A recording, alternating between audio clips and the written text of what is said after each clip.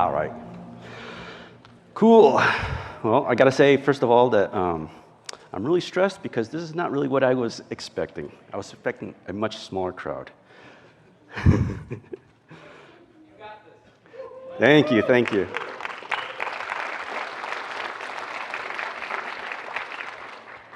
Hello, my name is Joseph Sanabria, and I'm an art director and a concept illustrator working in the entertainment industry. And for the past 23 years, I've been fortunate to have worked at some great studios throughout my career, developing some epic intellectual properties, and in recent years, I've begun freelancing, expanding my work into film, commercials, and a variety of projects. Thank you for coming to my talk, which is The Passion Project, the catalyst to creativity and a cure for the stagnant. It's a talk about how my passion project has impacted my work and why having a passion project can be one of the best things for an artist looking to grow. So when I was approached to speak at GDC, I asked, what would they be interested in me talking about? So the response was, maybe I could talk about my experience working as a freelancer. And I thought, sure, I could probably talk about freelancing.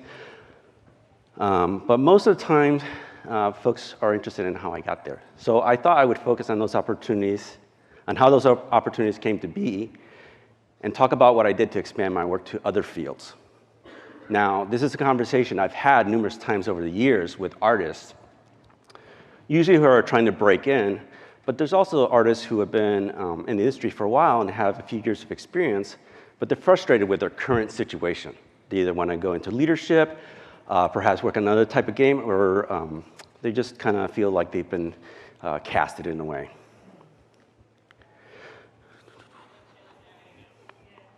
So I thought this would be a great forum to cover this subject and talk about how one passion project led to a number of great opportunities.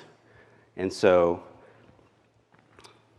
thinking about how things have gone for me in the past, I realized that most of my achievements and gains over the year, they stemmed from a personal interest in the work that I put into pursuing those passions on my own time. And over the years, I've noticed this has also been the case for a few artists. Like I've met artists at DreamWorks, a story artist, and he had an interview with DreamWorks, and really what got him the job was his personal comic book that he had been working on. It's not really what he was being hired for, but they were impressed by the passion and what drove him. And essentially, that's what people are looking for.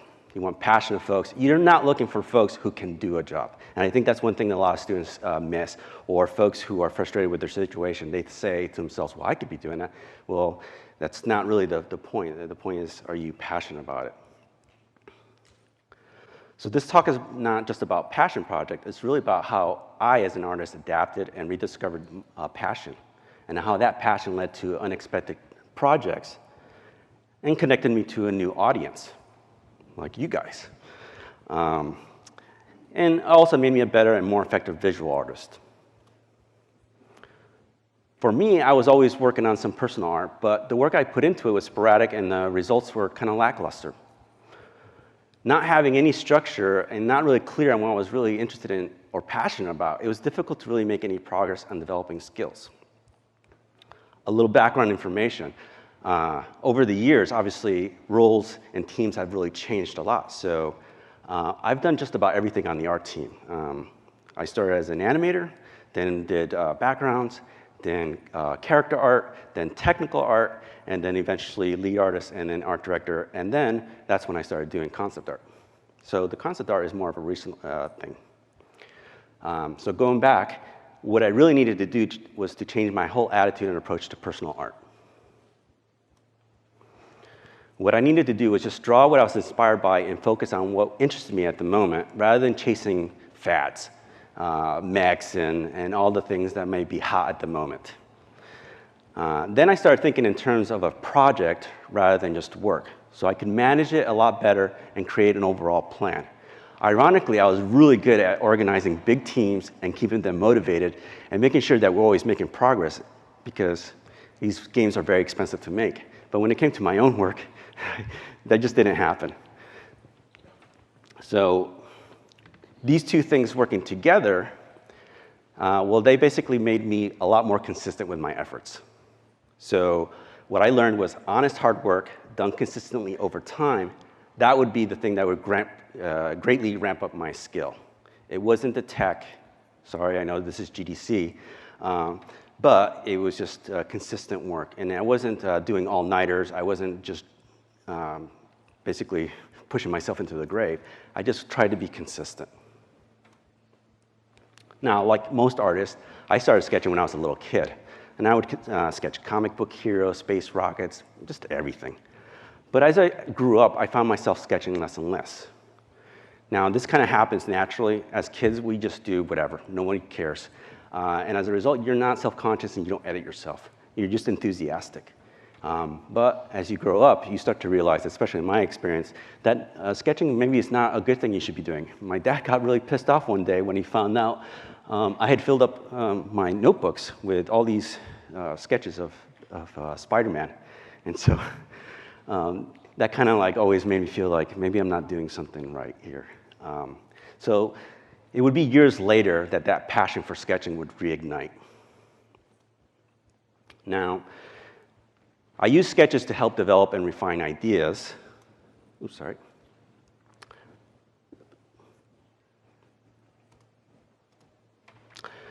And I would sketch events and record the moments. And then I would start to explore ideas and just have fun filling the pages, basically learning how to improvise. So this image here is one of those Inktober sketches. Just started in one, not in one corner, but one spot, and just kind of built out. And this kind of happens really with all the hard work that you put into it. All the studying you're doing, you don't need to have the reference in front of you, but I've done lots of environment sketches and paintings, and that's what allows me to improvise. Just like a jazz musician, let's say. They study their scales, they know their instrument inside and out.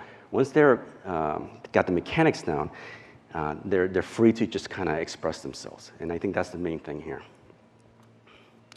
And naturally, those then I extended my studies to lighting and color. This is a subject I was really interested in, but I just never had the opportunity, or I guess made the time to study it. And so I would take any opportunity to practice, and as I improved, so did my passion for sketching. So this is something I would do like lunchtime. Because I had done a few years of painting outdoors, I was comfortable being able to do it in that time frame. And because I was doing it more often, you get better. You get better, you have more fun. It's just like a video game. You know, you can't just go straight to level 50 and decide that you're going to be successful or really be realistic in those expectations. You have to start small and build up. Now the project, well, that took some time to figure out. And that was until I visited Stuart NG's bookstore, which is down in Torrance, California, for the first time. Now, for those who aren't familiar, this is a bookstore that specializes in illustration, imported graphic novels, and collectibles from the animation industry. And one of the things that they carry at the are the convention sketchbooks. For those who don't know what those are, these are small self-published books, usually by the artist, and they're sold at conventions. That would be my passion project.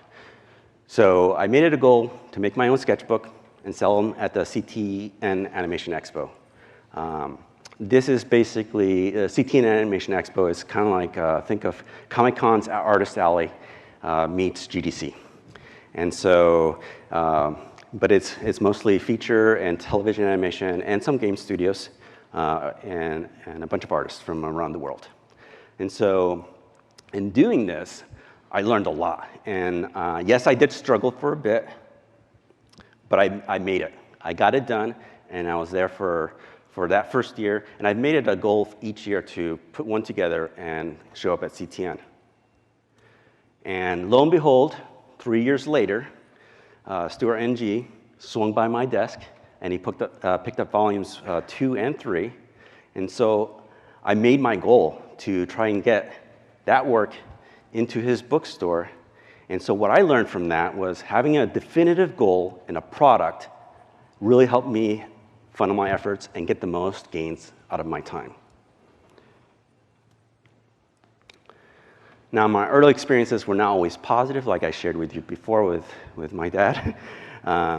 And later on, like I said, I drew less and less, and part of that was the frustration of blank pages. I'm sure this is something that we all can relate with. And the other thing that kind of really frustrated me a lot of times was I would just have a poor start. It's kind of like Harai was just saying. It's like you're not thinking, you're just kind of jump in and you're like, I'm going to do a crazy sketch. Like, well, it's crazy, nobody gets it. So in general, I didn't really understand how sketchbooks helped the bigger picture. I remember I got, in school, they asked me to carry one, but I never filled it up, and it was just something that I didn't understand. My thought on the whole art process was that the real work was in the painting, or the 3D rendering, the details, and all that stuff. That was until I got this book as a present. And it really changed my view of sketchbooks. Now, it's a collection of sketches from Pablo Picasso, and over the 70 years of his career, he created 174 sketchbooks. And this is a collection of some of those sketches from his book. Believe it or not, that one in the back there, I think he did it like 12 years old or 14 years old. And you can see it in Barcelona. It's insane what he was doing as a teenager. And so what was really striking for me, flipping through this book, was it was the first time I really kind of flipped through basically an artist's lifetime of his work. And a sketchbook is really an intimate view of that person's work. So for the first time, I really realized the impact sketching has over an artist's lifetime. I'm a strong believer that art is a lifelong endeavor. This is not something that happens, a few years in school, and then you're an artist. Like it's constantly evolving. And then I saw this movie. This is a movie about Robert Crumb, and there's a scene where he's lamenting about which sketchbook is he going to pick to trade for a chateau in France. And so I was just floored when I saw that, because then I saw the value, not only artistically, but monetarily, a sketchbook could have. Now I was starting to think about sketchbooks in a different way. Now, when I'm talking about sketching, in my mind, and this is how I kind of try to approach it, it's really including drawing from life, doing visual research. This could be like drawing armor or suspension for a vehicle, just so that you can build up this knowledge. It's also the process of ideation, taking an idea and really expanding it as far as possible. If you guys caught the presentation for Horizon, all the examples that they were showing where they were just kind of trying to figure out the exoskeleton, that's a good example of that. So what's the big deal? Well, I believe that sketching is like muscle building. It's training and being disciplined that are essential to getting good results. Now, observational sketching is like taking that to a higher level. And I think this is a good example because bodybuilders or folks who train, they don't train 24 hours. They don't train for 16 hours. They have very specific schedule, but they practice with intensity. So it's not about time, it's about your focus. So you get faster gains, less time, and really you don't need much. You just need a notebook and a pencil, maybe gouache. And so when I'm talking about observational sketching, it's kind of a blanket term in my mind to plein air painting, which is when you're going outdoors and you're painting from life. It also includes live drawing and urban sketching, which is kind of similar to plein air, but it's a little bit more of like everything that's happening in front of you, like people and all that stuff. Now, observational sketching is just a really robust exercise where the hand and the eye and the mind are really working together. You're going to observe the scene, and you're going to be studying it for an extended amount of time, and because of that, you're going to learn and catch what a lot of folks fail to notice. The lessons that you're learning out in the field give your work authenticity and confidence. This is down on Laguna Beach, summer day, done in oil. And then what you're going to be doing is analyzing, really trying to understand all the structures and the surfaces, but most importantly, trying to figure out how they all correlate to each other. And then you're editing. You're emphasizing some things and omitting when it's appropriate, being selective. I think one of the things I've learned as a painter is that it's more important what you leave out rather than what you put in. And that's because there's really not much time to render everything that you're trying to convey. So focus. All of that really changed my whole mindset to sketching. And it would greatly impact me. And it would allow me to get comfortable with the whole creative process and get into a creative flow. So here's a good example where I'd been painting down on Laguna Beach for maybe 2 or 3 years. So I kind of had to understand the rock formations and how things looked. And so now when I go and sketch it, I don't have to study that photo in front of me. I know this already. And so I would spend maybe like 5 minutes for each one of those, 5, 10 minutes. But I also learned a few other benefits. Most notably, you connect with others. You're sketching in a public setting, so you're probably going to meet lots of folks, and a few of them are going to be fellow artists. I'm here because probably for more reasons because of all this private work that I've been doing, this personal work. I'll give you another example. So one of the paintings I was doing in Laguna Beach, on that day, it was a cloudy day, and the lighting wasn't going to change too much, so I was feeling kind of confident. I wanted to push myself and do something a little bit challenging. So I wanted to do a city scene, and I ended up having to paint because of the view. I had to be right on the sidewalk, basically like the boardwalk down Laguna Beach. Very intimidating to have hundreds of people just walking by as you're working on a painting. But ironically, a manager from a gallery was walking by and saw my work, and that's how I ended up getting into a gallery in Laguna. So it's just an example of how, by sharing your work, lots of things can happen. Now, in the studio, I could also initiate collaborations and kickstart discussions. So what I mean by that is lots of times you would walk into conversations where designers or tech are debating or discussing things with artists, and a lot of times what I would find out is that they're really saying the same thing, but they believe they're saying different things. And the only way you can kind of make sure that they're all on the same page and kind of kill that is to just start sketching something on the whiteboard or on a sketchbook. And so being able to sketch those ideas quickly and help move the conversation forward, that would turn out to be a valuable skill set for art directing and visual development. And soon I would discover how other opportunities would discover me, or I would say, I would discover other opportunities, or they would discover me. And that's all thanks to social media. It's how it's connected us all. And by sharing my work, I've made it possible for other companies to find my work. So just post it. Don't be shy. Then the other thing I realized was, rather than using solicitation tools like mailing list or going through LinkedIn, connecting with folks and bugging them for a job, I really just focused on marketing my work, sharing the work on various platforms, and posting on a regular basis. And lo and behold, eventually I started getting calls and emails and work inquiries, negotiating rates and terms. Well, that would be much easier in that scenario.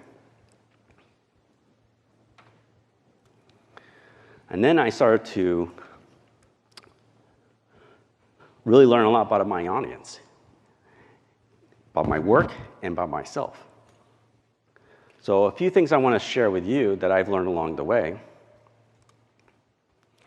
is that rough sketches equals viewer participation. So I'm going to give you an example. First time I was really doing sketches for production was for Fallout New Vegas. Prior to that, I'd only really shared sketches if they were really heavily cleaned up. And well, one day, Chris Avalon, he's one of the big designers down at Obsidian, or was there.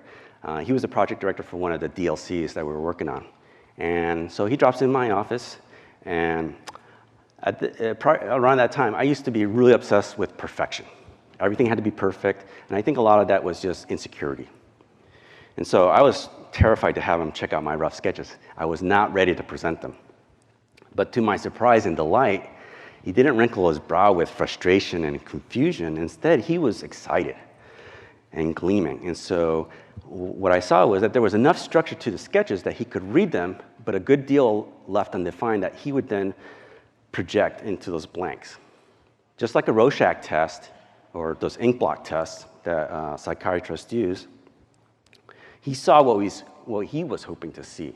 Now, and that meant that he was not just a viewer, but he was a participant in the story and the meaning of it.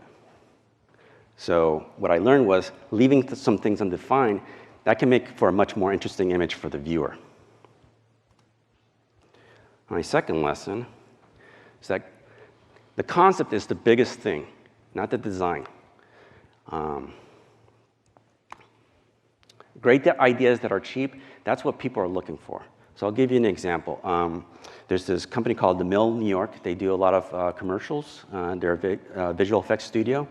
And this was something I did for them for a Nestle Hot Pockets ad. They needed a wind tunnel that a bunch of college kids constructed themselves. And so what I learned with working with the director was we created a great relationship because I could deliver a bunch of ideas real quickly. And so what I learned right away was that the sketches were his preferred way or their preferred way of finding the right design for a job.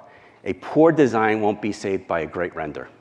So it's really important that the idea is solid.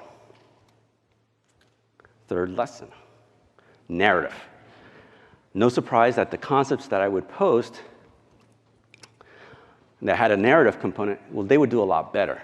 And I think like this is an example where I can put in little things that aren't that big or complicated, and they can pull your eye in more. So the fact that everybody is looking away from the camera except two people, that kind of creates moments that people can kind of lock into.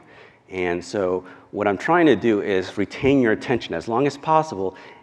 And by doing so, I think you're going to remember it for sure, but you're drawing folks in. And that's essentially what we're doing in games. We don't want people just to kind of, I get it. You want them to pick up the controller and run around that world. Now, that effect would get magnified when you put one image next to another. So part of my process at some point was just to create random formats or ratios for my panels, because a lot of times I would see that would influence or inspire me to do different sketches. Now, none of these sketches relate to each other. They're just all random ideas that I'm trying to fill in a couple hours so that I can see if anything in there is worth pursuing and doing a full render. So before I'm going to spend a few days working on a high-end illustration, I want to make sure that the one that I picked is one of the strongest ones that I can come up at the moment. Now, like I said before, I've had this conversation with lots of folks over the years, usually at CTN, and when they see the work, I hear a few common things from folks. I'm not talented. Well, the truth is talent is built, it's not inherited, and others are going to judge your work differently than you do. So just allow yourself the time to learn and have fun. I think you will be surprised. The other one I hear a lot is, I don't have time. Well, truth is, everyone has time, but we just struggle managing it. Adapt and scope your work so it works with what you have. So I think someone was mentioning before that they just try to do like, they were going to do a massive game, and it was just one student who's still in college. And so the thing is just to keep it simple. You don't have to do a whole lot. And I don't have money. So that's why I focus on sketches and simple materials, because really this is how you can develop your skills. Money is one of those things where it's easy to resolve. And so the time is really your biggest cost, because you can't buy more time.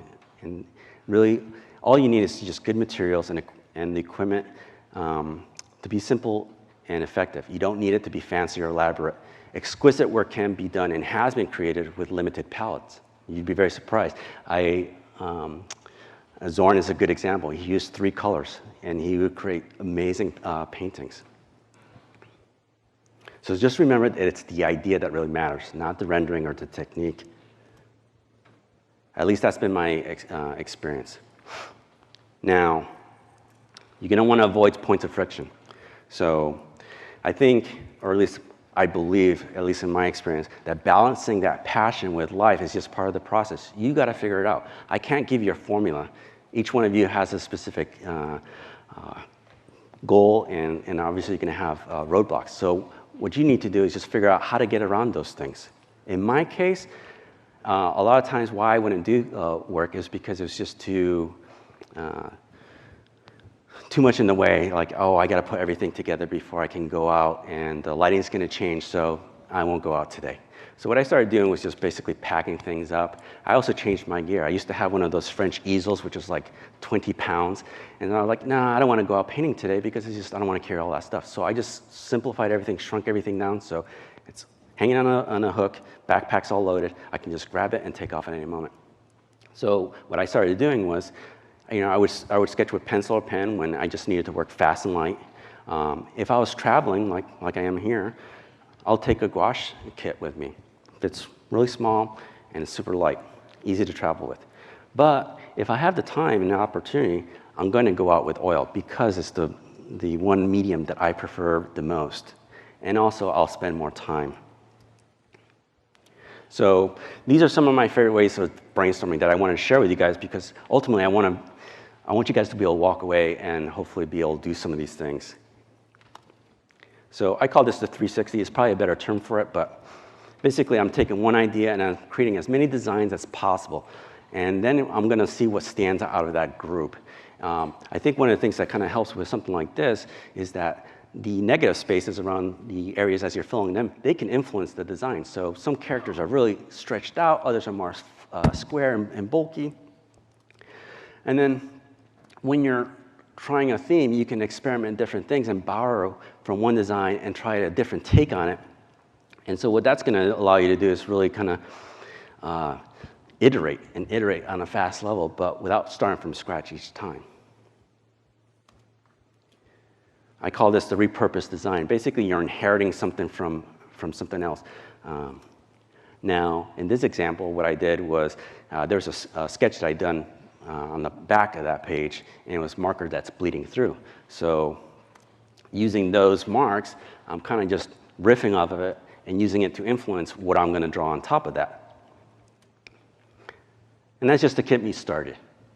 So the other one's a little bit more complicated. And this one I borrow from Andrew Loomis. He has a book called Creative Illustration.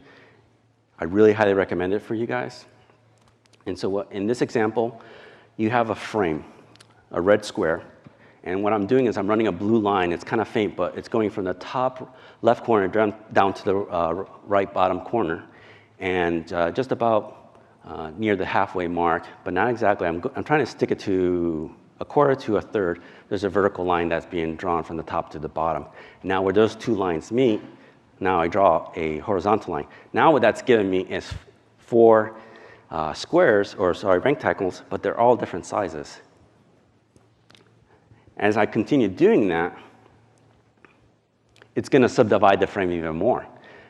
And so what the result that I get is, and the reason why I use this, it's going to give me non-uniform sizes for all these shapes.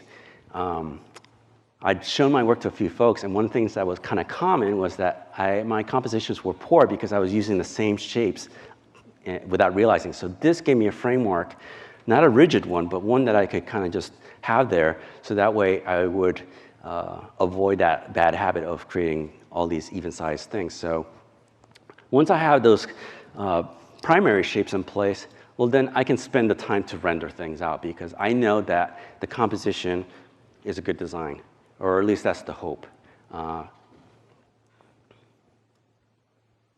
So I would like to conclude this with a quote from Vincent van Gogh. "In spite of everything, I shall rise again. I will take up my pencil, which I have forsaken in my great discouragement, and I will go on with my drawing." Thank you so much.